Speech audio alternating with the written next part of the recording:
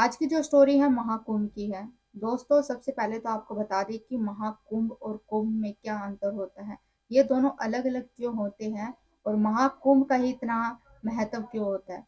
तो दोस्तों, कुंभ भी तीन तरह के होते हैं। पहला कुंभ होता है कि अर्धकुंभ, जो कि 6 साल में एक बार आता है और इसे दो जगहों पर बनाया जाता है, प्रयागराज और हरिद्वार।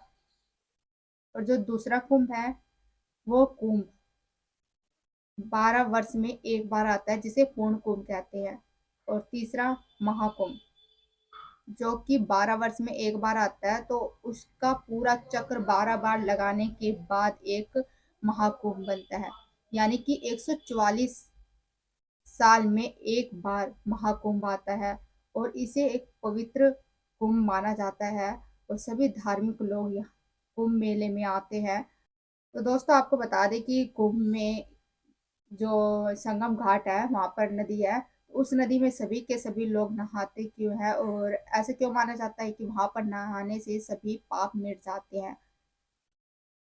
तो ऐसा कहा जाता है कि जो पौराणिक कथा में बताया गया है कि देवताओं और राक्षसों के बीच युद्ध हुआ था, जो कि अमृत को लेकर था। तो उस वक्त युद्ध हो रहा था, तो जो अमृत की बूंदी थी वो चार जगहों पर गिर जाती है, जो कि है प्रयागराज, हरिद्वार, उज्जैन और नासिक। इन चार स्थानों पर कुंभ मेला लगते हैं। और बताया जाता है कि इन चारों स्थान पर अमृत की बूंदें गिरी थी, जिससे कि एक पवित्र स्थान माना गया था।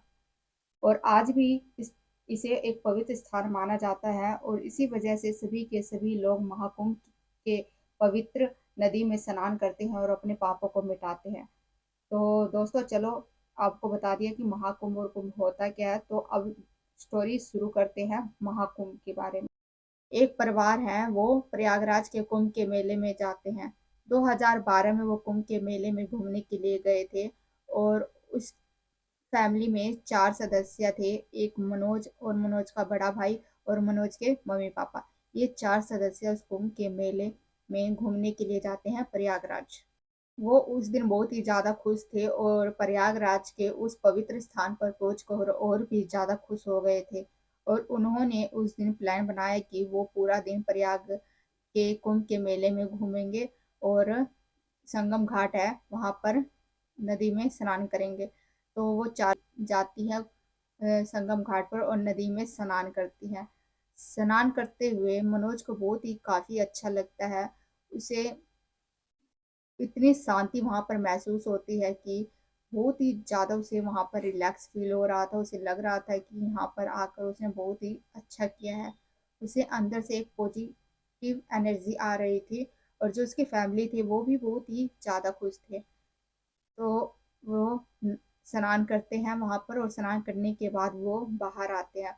उसके बाद कुंभ के उस मेले में घूमने लगते हैं। वहां पर उसके परिवार वाले देखते हैं कि बहुत से श्रद्धालु वहां पर घूमने के लिए आए हैं, जिनकी भी श्रद्धा होती है कुंभ के मेले में आने की। वहां पर वो सभी आए हुए हैं और वहाँ साधु संतों की बहुत ही ज्यादा भीड़ लगी हुई है। ये सब देखकर मनोज को और मनोज के परिवार वालों को सभी को बहुत ही अच्छा लगता है। और ऐसा करते करते जो मनोज के मम्मी पापा हैं वो अपने जगह पर चले जाते हैं। और बाकी मनोज और उसका बड़ा भाई, ये दोनों बचे थे और ये अपने मम्मी पापा को बोलते हैं कि हम अभी और थोड़ा घूमेंगे कुंभ के मेले में, और इतने आप लोग जाइए और हम अभी आते हैं। तो अब ये दोनों वहां पर घूमने लगते हैं। घूमते घूमते उन्हें रात हो जाती है। और मनोज जो होता है, मनोज को कुछ अजीब सा लगता है। उस रात को कुछ अजीब सा फील होने लगता है उसको। तो वो देखता है कि अंधेरा था एक जगह पर, बहुत ही ज्यादा अंधेरा हो रहा था। तो वो वहां पर मनोज देखता है कि एक साधु बाबा बैठे हुए हैं। और वो साधु बाबा वहां बैठकर तपस्या कर रहे हैं, मतलब ध्यान लगा रहे हैं। आराम से बैठे हुए हैं और अपने आंखों को बंद करके अपने हाथों को ऐसे करके ध्यान लगा रहे हैं। और ये सब मनोज देखता है और मनोज के दिमाग में पता नहीं क्या चलता है। वो उस बाबा के पास जाता है और एकदम से उसके दिमाग में कुछ घुस जाता है। पता नहीं क्या होता है क्या नहीं होता। तो उसके दिमाग में एक आइडिया आता है कि वो बोलता है कि मैं इस बाबा को ध्यान करते वक्त इन्हें डिस्टर्ब करूंगा। तो उसका जो बड़ा भाई साथ में होता है वो बोलता है कि नहीं, हमें ऐसा नहीं करना चाहिए, हमें बाबा को परेशान नहीं करना चाहिए। तो जो मनोज था वो अपने बड़े भाई की बात नहीं मानता, और मनोज को साइड में एक लकड़ी दिखाई देती है, एक पतली सी लकड़ी होती है, और वो लकड़ी को उठाकर वो बाबा को छेड़ने लगता है, उनको उनके शरीर में ऐसे ऐसे लकड़ी को मारने लगता है। तो बाबा जो अभी तक ध्यान में मगन थे, वो आंखें खोल लेते हैं और उनका ध्यान टूट जाता है, और वो सामने देखते हैं तो वहां पर मनोज और उसका भाई खड़ा था। तो वो मनोज की तरफ देखते हैं तो मनोज को कुछ नहीं बोलते। वो मनोज को देखकर हंसने लगते हैं और बोलते हैं कि मैं तेरा ही इंतजार कर रहा था, तू आ गया। तो मनोज के दिमाग में बात चलने लगती है कि यहाँ पर तो बहुत सारे लोग हैं, तो ये बाबा मेरा ही इंतजार क्यों कर रहे थे यहाँ पर। मनोज के दिमाग में बहुत तरह की बातें चलने लगती है। तो एकदम से वो जो बाबा थे वो बाबा बोलते हैं कि अच्छा हुआ तू यहाँ पर आ गया। तो बाबा उसे एक माला देते हैं, अपने गले से उतार कर उसे माला देते हैं, और माला को देते हुए बोलते हैं कि तू रात को जब सोएगा तो ये माला पहन कर सो जाइयो। तो अब वहां से जो मनोज होता है और उसका बड़ा भाई होता है वो वहां से चले जाते हैं। चले जाने के बाद वो अपने सामान वगैरह पैक करते हैं और वापस अपने घर की तरफ लौट जाते हैं। लौटने के बाद उस रात को मनोज सो रहा था, तो उसे उस लॉकेट का ध्यान आता है जो कि उस बाबा ने दे रखा था। तो वो उस लॉकेट को लेता है, और जैसे ही उस बाबा ने उसे बोला था कि रात को सोते हुए तो ये लॉकेट पहन लियो, तो वो उस माला को पहन लेता है। पहनने के बाद वो सो जाता है, और थोड़ी देर बाद मनोज को सपने आने लगते हैं। मनोज को सपने आते हैं, वो देखता है कि बहुत ही बड़ा जंगल है, बहुत ही भयानक जंगल लग रहा है, और उस जंगल में आग लग जाती है।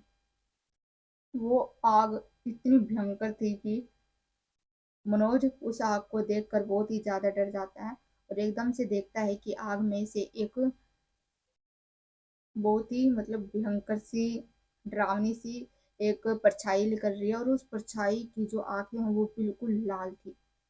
और मनोज ये सब देख कर डर जाता है, और देखते देखते जो परछाई थी वो परछाई मनोज के पास आती है और मनोज के अंदर घुस जाती है। और मनोज जो सो रहा था, जिसे अभी ये सपना दिख रहा था, मनोज की एकदम से आंखें खुल जाती है ये सब देखने के बाद। और मनोज देखता है कि उसे पसीने आ रहे हैं, उसका पूरा शरीर पसीने से भर गया था। वो इतना घबरा गया था, उसे लग ही नहीं रहा था कि उस सपने का क्या मतलब है, और उस सपने में ऐसा मतलब है क्या उस सपने में। वो बहुत ही ज्यादा उस सपने को लेकर डरने लगता है। तो उस वक्त उसे लगता है कि शायद ये माला मेरे लिए ठीक नहीं है। तो मनोज जो होता है उस माले को अपने गले से उतारता है, और उठाकर बेड पर बैठा हुआ होता है, उठाकर उस माले को जोर से फेंक देता है। फेंकने के बाद वो अपने चद्दर को लेकर अपने सर के ऊपर से वापस सो जाता है। सोने के बाद अगला दिन जब होता है तो वो अपने भाई को बताता है, जो उससे बड़ा होता है, उसे बताता है कि भाई कल रात को मेरे साथ ऐसा हुआ, मैंने सपने में ऐसा देखा। तो उसका भाई बोलता है कि नहीं, तुझे कोई वहम हो रहा होगा, तूने ये सब नहीं देखा होगा, तू ज्यादा थका हुआ था इस वजह से तू सोया तो तुझे ये सारे सपने दिखने लगे। तो उस वक्त उसकी बातों को उसका बड़ा भाई नहीं मानता है, और उसका बड़ा भाई चला जाता है वहां से। और अब देखते ही देखते मनोज के घर की हालत बहुत ही ज्यादा खराब हो रही थी। उसके घर की हालत इतनी खराब हो जाती है, जो उसके पापा थे जो बिजनेस करते थे, जिनकी अपनी खुद की कंपनी थी, उनके कंपनी में आग लग जाती है। और जो उसका बड़ा भाई था जो कि नौकरी करता था, उसे भी नौकरी से निकाल दिया जाता है। और अब उसकी जो मम्मी थी, उसकी मम्मी की भी तबीयत खराब हो चुकी थी, उनकी मम्मी बहुत ज्यादा सीरियस थी। तो घर की हालत तो खराब हो ही गई थी, बहुत ही ज्यादा हालत खराब हो गई थी। और मनोज को ये सब कुछ समझ नहीं आ रहा था, उसे ऐसा फील हो रहा था कि ये जो सब कुछ हो रहा है ये उसी माले की वजह से हो रहा है। तो एक दिन क्या होता है कि मनोज अपने कमरे में होता है, और कमरे में जाने के बाद वो सोचता है कि अलमारी की सफाई कर लेता हूँ। अलमारी की सफाई करने लगता है, वो अपने कपड़ों को हटाता है, एक जगह से हटाता है दूसरी जगह रख देता है। और फिर उस ध्यान देता है कि उसकी अलमारी में वही माला थी जो उस बाबा ने दी थी, जिसे कि उस रात को मनोज ने अपने गले से उतार कर फेंक दिया था। तो अब वो उस माले को देखकर बहुत ही ज़्यादा हैरान हो रहा था। और अब वो गया अपनी मम्मी के पास, और अपनी मम्मी के पास जाने के बाद अपनी मम्मी को बोलता है कि मम्मी, वो माला मेरे अलमारी में कैसे आई, मैंने तो उसे फेंक दिया था। तो उसकी मम्मी बोलती है कि हाँ बेटा, तूने वो माला फेंक दिया था, इसलिए तो मैंने तेरे कमरे में रख दिया। जब मैंने देखा कि वो माला तूने बाहर फेंक रखा है, मैंने चुपचाप उसे तेरी अलमारी में रख दिया। तो इस तरह उसका पूरा दिन बीत जाता है वो टेंशन में, और थोड़ी देर वो काम करता है, अलमारी को सामान जो होता है वो सब सेट करता है, और उसके बाद उसे नींद आने लगती है और वो फिर सो जाता है। सोने के बाद उसे फिर से सपना आता है। उसे अब की बार ये सपना आता है जो कि पहली रात को जो उसकी सपने में जो परछाई दिखी थी काले रंग की, वो इस बार फिर उसे सपने में दिखती है। और वो परछाई उससे बोलती है कि तू प्रयागराज दोबारा आ। बस इसी बात को वो रट लगाता है कि तू प्रयागराज दोबारा आ जा। तो इस बार वो अपने भाई को बताता है, और भाई को बताता है कि भाई, मेरे बात को तू अनसुना मत कर, जो भी मैं कह रहा हूँ वो सच है, मुझे सपने दिखाई दे रहे हैं और मुझे सपने में ऐसा ऐसा सब कुछ दिखाई दे रहा है। तो उसका भाई बोलता है कि तू ये सब छोड़, तेरा वहम है, तुझे क्या कहूँ मैं। उसका भाई बहुत ज्यादा परेशान हो जाता है उससे। और फिर लास्ट में उसमें मनोज बोलता है कि यकीन करना है तो करो भाई, नहीं करना तो मत करो, मैं तो आज प्रयागराज जाके ही रहूंगा। तो उसका भाई जिद पकड़ लेता है कि अब उसे प्रयागराज जाना है तो जाना है। तो वो अपने सामान को रेडी करता है, सामान सामान बांधता है और प्रयागराज जाने के लिए तैयार हो जाता है। प्रयागराज जाता है तो वो उस बस में बैठता है जो कि प्रयागराज जा रही थी। तो उस बस में बैठने के बाद बस थोड़ी दूर जाती है, और एक ढाबे के आगे वो बस रुक जाती है। बस में से मनोज उतरता है, उतरने के बाद चाय वगैरह पीता है। चाय चू पीने के बाद जब वो पैसे निकालने के लिए अपने बटुओं को निकालता है, तो जैसे ही वो पैसे देने लगता है तो वो देखता है कि उसके बटुए में वही माला थी जो कि उस बाबा ने उसे दी थी। और अब वो ये चौंक गया कि ये माला तो मैं घर पे रख के आया था, बटुए में कैसे आया। वो इतना डर जाता है। अब वो माला जो उसके पास थी उससे भी वो बहुत ज्यादा डरने लगा था।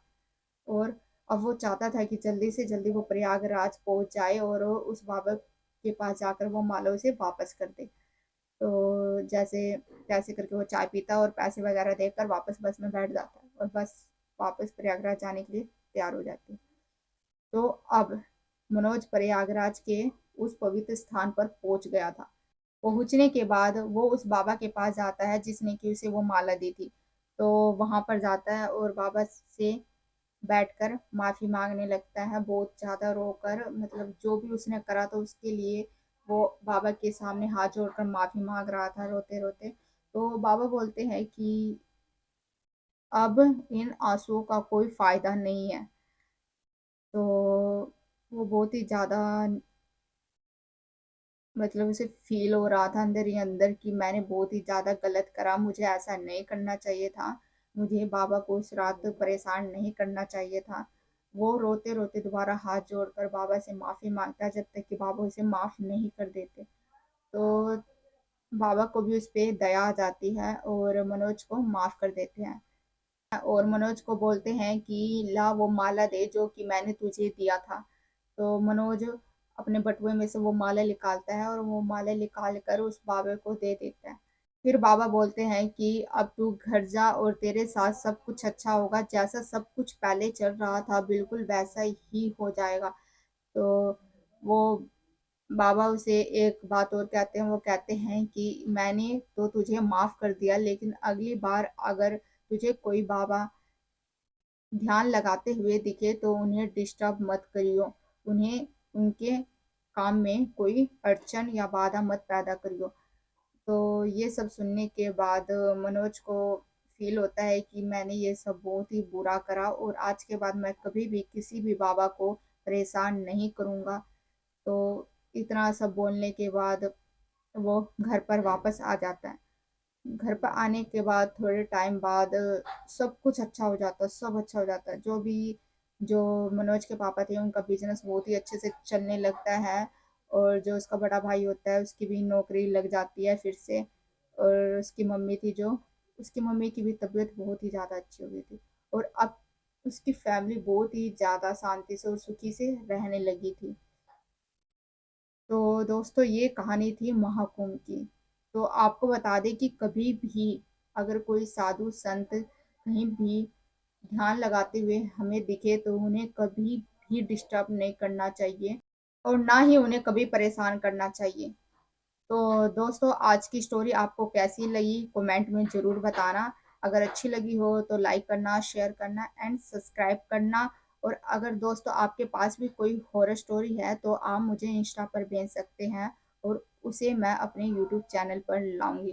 तो दोस्तों मिलते हैं एक और नए हॉरर स्टोरी में, तब तक के लिए आपका बहुत बहुत धन्यवाद दोस्तों।